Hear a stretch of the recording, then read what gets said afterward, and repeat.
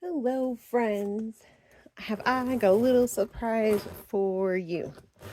Shortly after we did our last video, I added some shredded paper into our bin.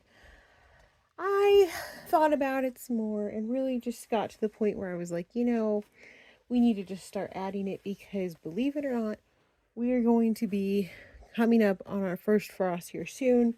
And even though we're in the basement, where the temperature's pretty consistent, at the end of the day, we know that our worms are going to be slowing down how much they eat, how much they reproduce. So I figured it was time to start getting the bin prepped for colder temperatures so we get our mass up in here so that our thermal mass is bigger. So in the event that it gets too cold for them in the outside part of the bin, the inside part of the bin will be comfortable. So here we are. I'm still working through a lot of the paper that we shredded when we moved across the country because I was able to put that in like Publix bags, grocery bags, and use that as kind of an alternative to bubble wrap to some extent. Obviously, it's not perfect, but for cushioning some things, it worked really well. And I thought, well, we know the worms will use it eventually. And also, partially, we just need to start building up the bin again. So here's the thing, the food hasn't really been going down with the berries were going fast, but obviously the banana peels take a little bit longer. And I can tell, I don't know if you can see, probably not as well, but there is definitely still at least a banana peel or two over here they're working on. I don't want to disrupt them too much, but I thought this would be a good opportunity to help minimize how much of this big bulky paper, because we're using this big paper to put the food in for a few different reasons. It helps with the moisture management, it helps with the bug management, but obviously it takes a lot longer to break down than just coconut coir. So what I'm going to do now that we have a bunch of this shredded paper in here, I kind of am going to build up a little bit on top of just one little part in the middle here because I have another bit of food, and I know technically they have food, but I want to make sure that it's continuing to break down and get worked on.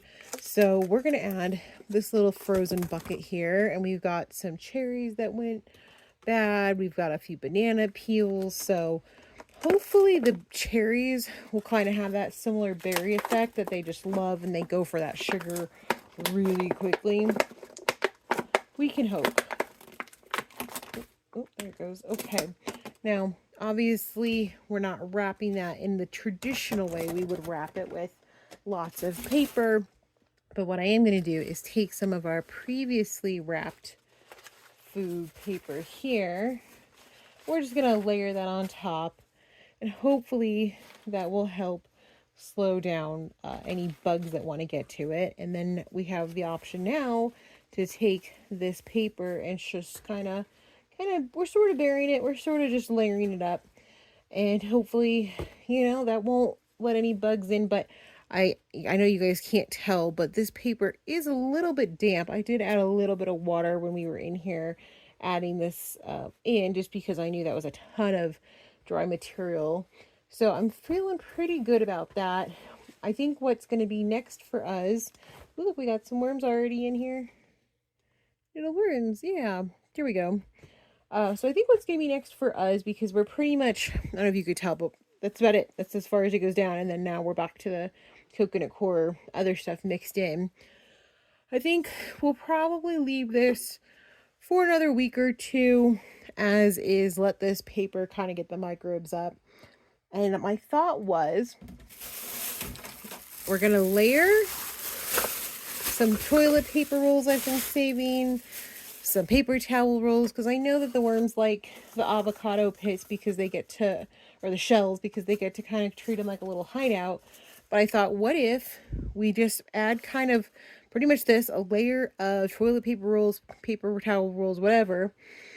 And then in a couple weeks, once this is settled in a little bit more, the food's processing, I still have, I think, 2 more bricks of coconut coir.